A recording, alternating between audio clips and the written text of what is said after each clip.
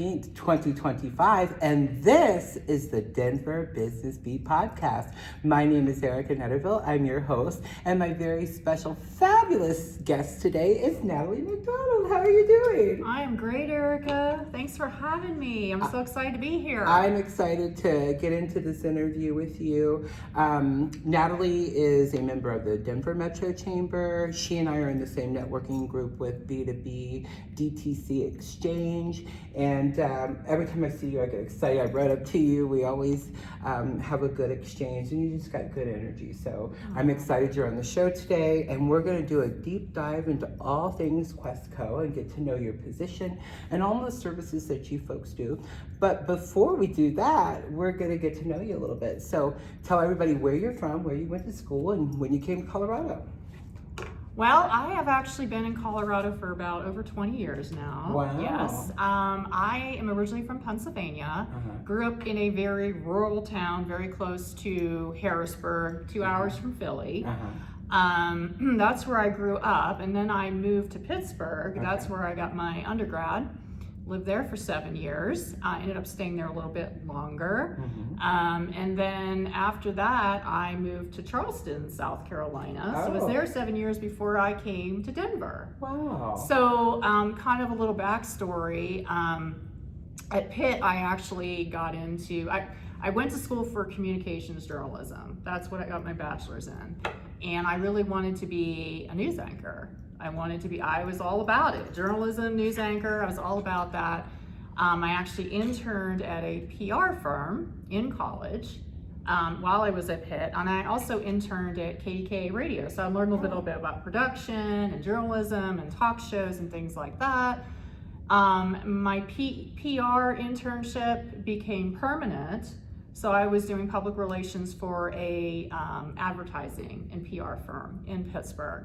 So that's where I was going, but then I moved to Charleston because my ex-husband at that time was relocated for an opportunity. So I had to get into something completely different. So I got into sales, which I feel is a form of PR. If you think about it. You're interviewing people, you're talking to people, you're learning about their business and their goals. So that's where I went from there. So I was in sales. I've been in different types of sales. I've been in sales for a very long time in some way or some shape or another. I started in telecom sales, B2B sales. That's what moved me to Charleston. That's how I got relocated to Charleston, South Carolina. So that's B2B when it was a thing, Sprint Nextel. It was a big thing. It was a thing back then was a big deal. So, it was.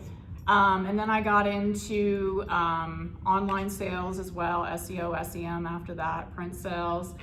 And then I was recruited by a PEO when I came to Colorado.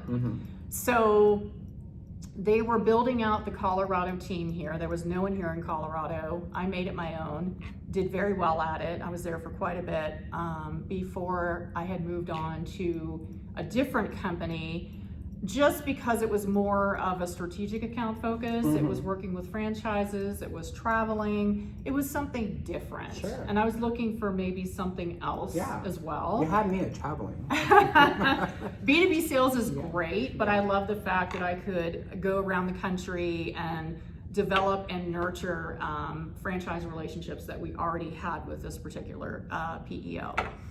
Then COVID hit.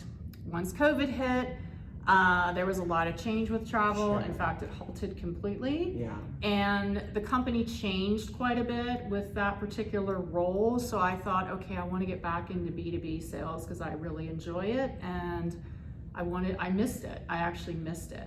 So got back into B2B sales with another PEO, great PEO, privately held PEO.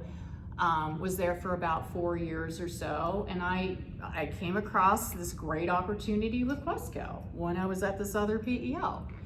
And I just really liked what Questco had to offer for my career, and then also just for what they do for their clients. Very client service oriented, very customizable.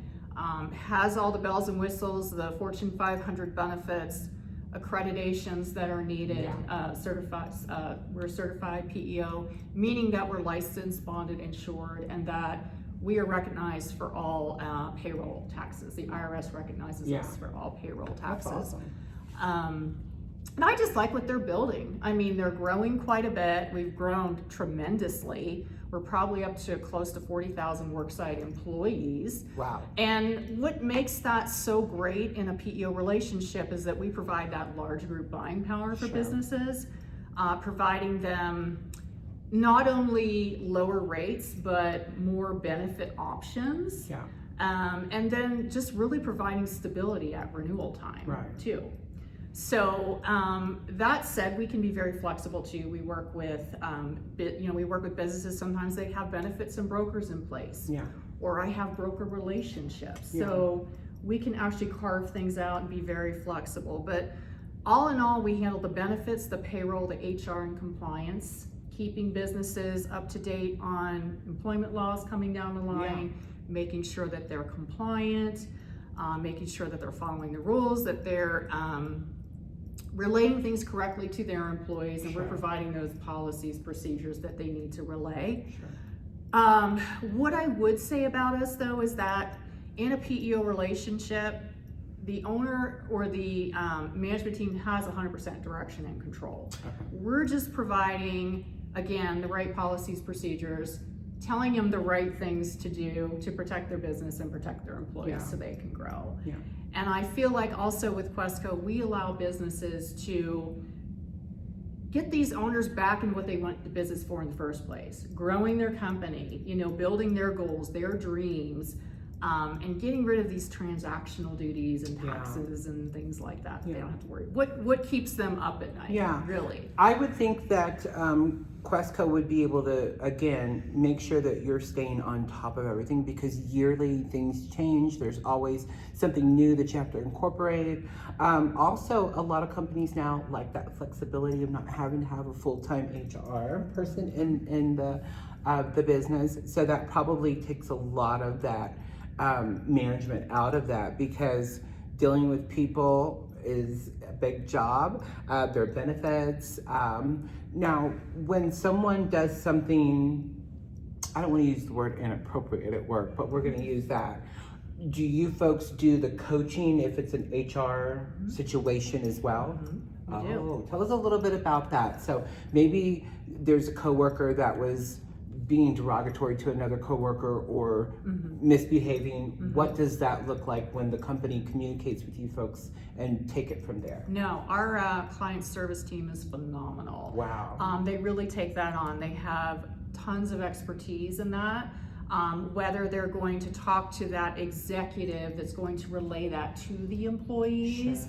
I'm sure there could be those cases where we could have someone go out and talk to them as well. We do have an office here in the Springs that does include a client service team that handles the majority of our Colorado clients. So they could go out there and talk to that, executive team member, maybe help them relay Especially that. if it was something like a sexual harassment or something of that nature. Absolutely. Yes, we absolutely can do that. And that's what I like about Questco too, that we do have that local presence as well. I've worked for PEOs for over 11 years, and what Questco does, I think is great, and I think it can be important, especially now. I felt like in COVID, maybe not so much. We were doing everything virtually, everyone got used to that.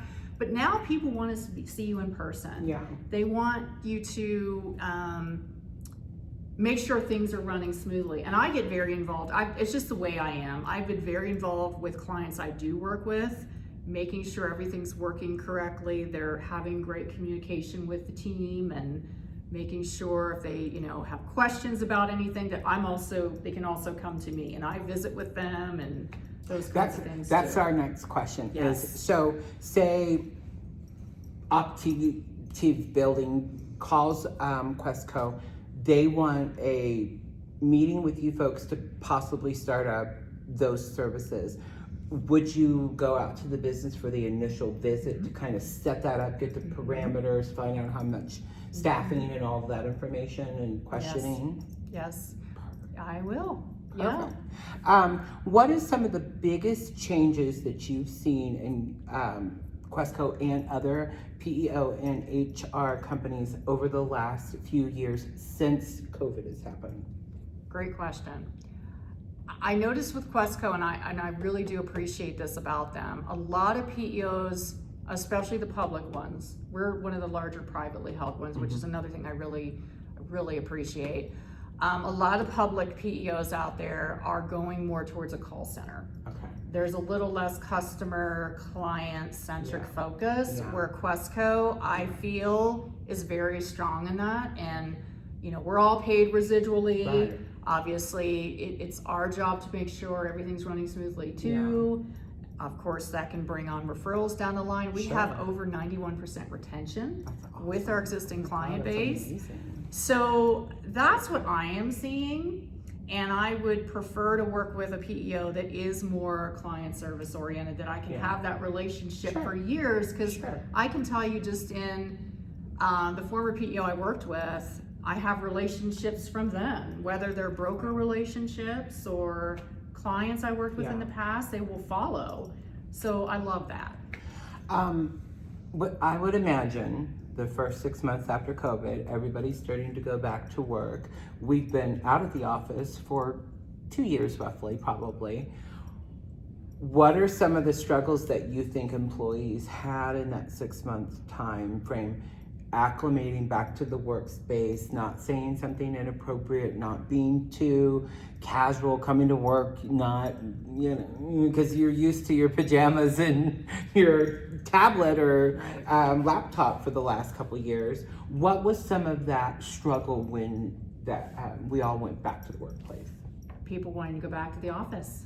A lot of them really wanted to stay at home. Like clients that I've worked with, they didn't want the drive time. They didn't, they felt like they could work from home, and there were employees that were like, no, I'm going to find another job. I'm not going to come back into the office. So, yeah. But these are people that we work with. And then that's something that, you can either get wrote up for, reprimanded for, then you're doing more HR. So, wow, what a situation that must have been in. What would you give advice to someone who is wanting to go into that field of PEO and HR and compliance? What would be a little bit of advice that you would give to them? Good question. I would say you want to go in with a consultative approach. That's always the way I've been. I want to make sure that I'm helping people grow their business. Compassion, being able to be passionate, or making sure that you can empathize with that owner. Asking them, what keeps you up at night? What do you worry about? What would you like to do more? Would you like to take more vacation? What can we do to take off of your plate? What can we do for your HR person who has all these projects? Can we have her work on projects that may be important to the business to grow the business, instead of her dealing with all of these other things that we could take over? So I would imagine that would be a little with companies. What are some of the struggles that they're finding once they start working with you and letting go? Question too. You do run into those businesses where, even if you're talking to the the CEO or the CFO, well, I want to make sure that my HR person still has, can still do these things and still be very much a part of it. And we certainly don't want the HR contact to feel like we're taking their job away.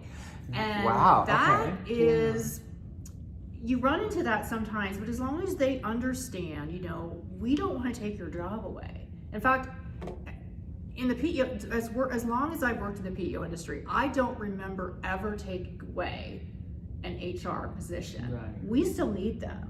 We still need them to relay this information to their employees.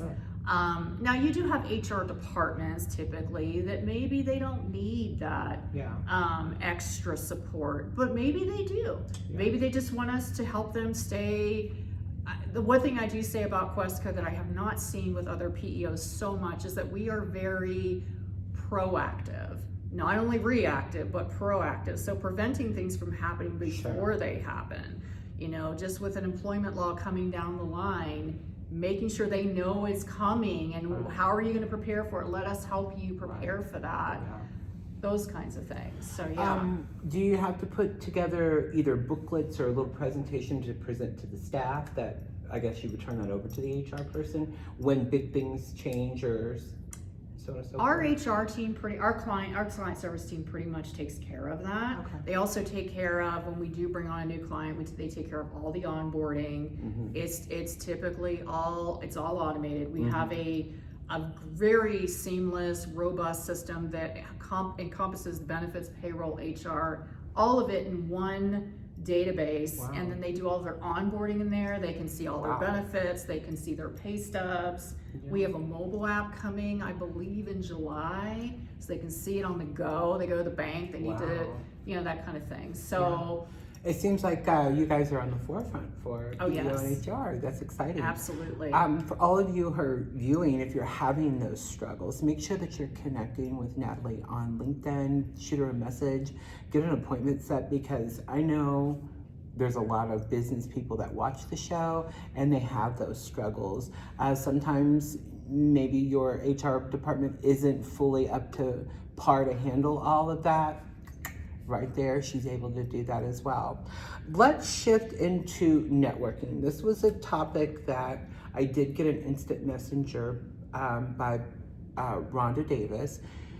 She questioned, in networking, and you and I are big networkers, what's the amount of client referral, either quarterly, monthly, or yearly, that you're taking on from, say, chamber networking or speed networking or DDC B2B? What are some of those client relationships and what is that turnover for you? I would say, honestly, with all the networking that I do, meeting you, meeting great people that I can refer business to them as well, which I always like to give. I always like to help businesses build their business too. I mean, I have generated so many great relationships, potential business and business from those networking events. I would say probably close to maybe 75-80%, I would say. Oh my God. Because I do quite a bit of other types of prospecting too. That's amazing. You know, for what it sounds like you're doing, you are business development. I'm business development.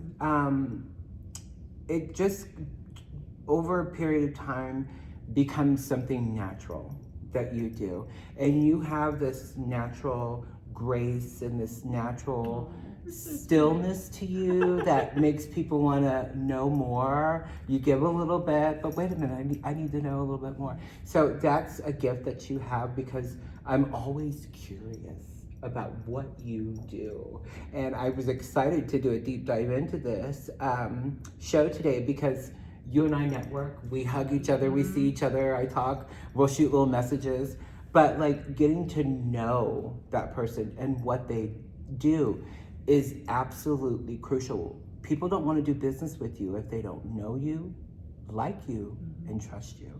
So those three components in any type of business position, whatever you are absolutely mandatory. And if you have a business development manager and a marketing manager, they should be in and out. They should be on the road. They should be making connections, going to networking events, going to seminars and conferences to get that body of knowledge and skill and bringing new clients in, as well as having that office time. I would imagine that with your busyness, when you do get to the office, much like mine, I look around, I'm like, this is my beautiful modern office that I'm never in. This is a beautiful space. Yeah. Absolutely. And we're going to talk about that a little later in the show.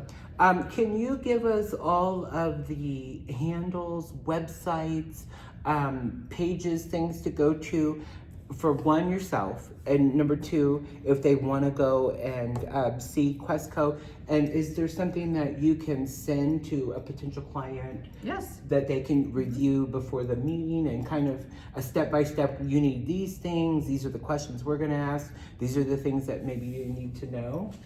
Absolutely, yeah.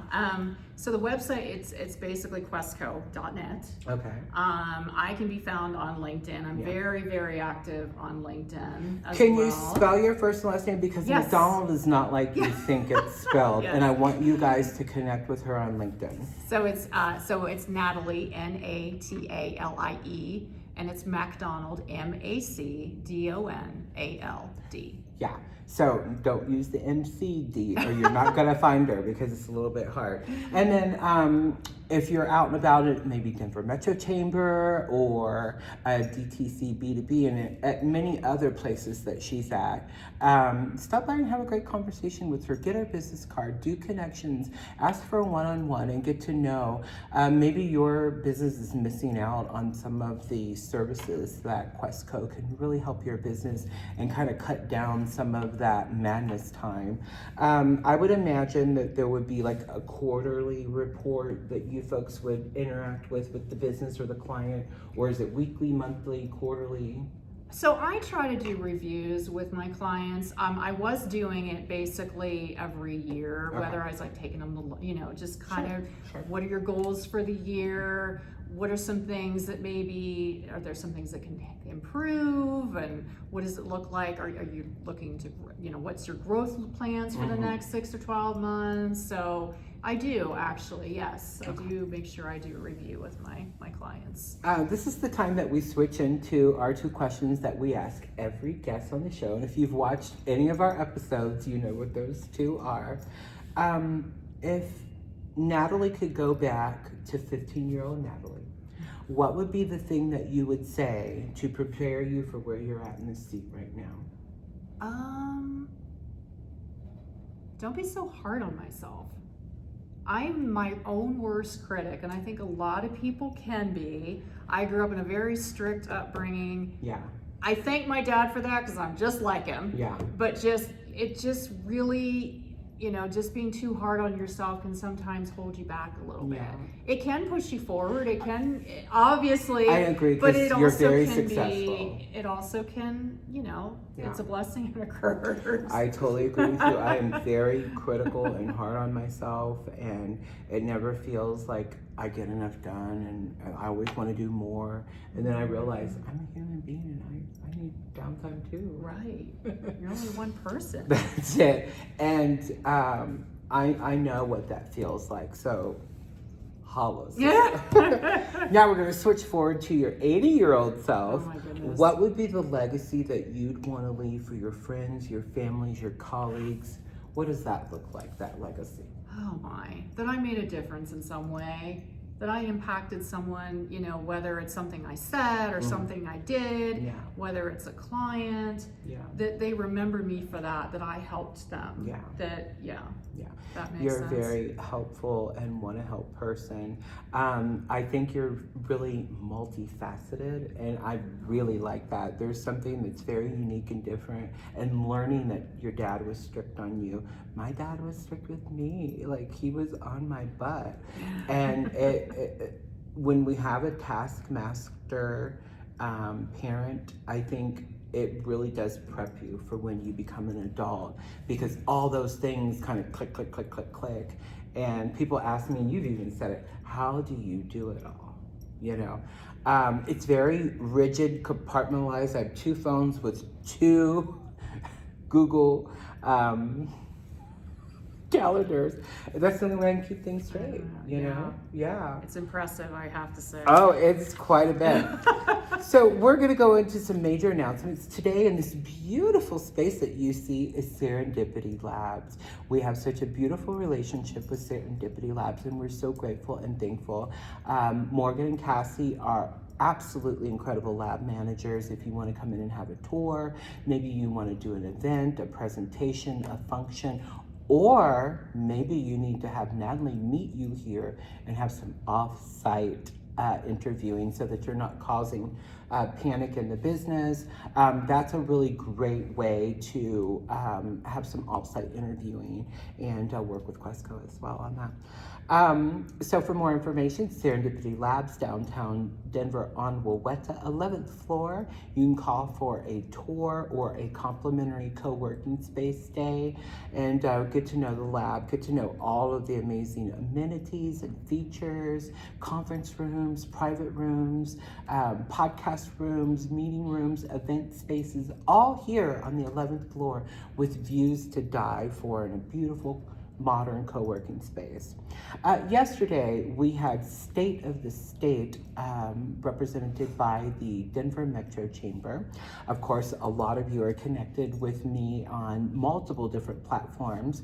We had the privilege and the honor of taking a picture with our fabulous governor, Palas. He was absolutely eloquent on stage. He gave incredible remarks, talked about the growth and the direction in which the great state of Colorado is moving into, and we are excited to be a part of that growth. A little bit earlier this morning, I had a new connection on LinkedIn, and I was doing some posting of today's event, and it was a young lady said, I just moved to the Denver metro area and I want to know about events and networking and functions, and can we connect? So we immediately connected and started messaging, and she's like, I'm looking at an album this morning, where are you? Today we had Bagels and Business, and we had a nice turnout and a good networking event today. Of course, there's free to attend, free bagels and cream cheese and coffee and orange juice and fruit, and lots of great networking. Josephina from Home to Sweets here in downtown was our speaker today, and she did a great job at a beautiful presentation, so we want to thank her for coming on the show. Our next Bagels and Business is on the 28th of May, and you're going to be doing a presentation and deep dive into all things Questco, so we're super duper excited to learn more about the company. No pressure. The 16th, which is this Friday, is DTC B2B Exchange. I'll be putting that on my LinkedIn here in just a little bit with all that new updated information for our beautiful networking event down there. The 21st, I am the B2B lunch host for the first time ever with the West Metro Denver Chamber of Commerce. That's a mouthful. So I'm really excited for that luncheon. It'll be the 21st at 11 at the West Chamber. Of course, 28th is next Bagels and Business. June 13th is our next CBBN, the Contractors Business Breakfast Networking event. We had a great turnout last event, and super duper excited. Next week is on the podcast, the 21st, Michelle Fox will be our guest from the Denver Metro Chamber. So much to go over. Tomorrow, Denver Metro Chamber's Chamber in the City. You still have time to reserve your space, is at the Denver Zoo. So that's going to be super duper exciting. Are you going to go to that event tomorrow? No, I can't make that Busy one. lady. And then the rescheduled 1445 Connect is June the 4th at the Denver Metro Chamber. So lots of stuff happening. Oh my gosh, please make sure that you're staying up to date. Make sure you're connecting with me on LinkedIn. That is the best place to see everything we've got going on. I want you to save the date for our next nonprofit networking breakfast summit. That's going to be October the 17th. And before we get too into it, it'll be here. And that's our second annual event for our nonprofit community of Denver. We had 89 incredible nonprofits out this past March, and the turnout was amazing and the connections were really great. Anything you want to add coming up, events, anything going on? Well, I did want to mention the nonprofits. Those groups right now, we've really been helping too, just with all the DEI changes and things coming down the line. So really just helping them as well. So I'm involved in a lot of like nonprofit I love you organizations as well. So yeah. Here's a little Exchange I'll do.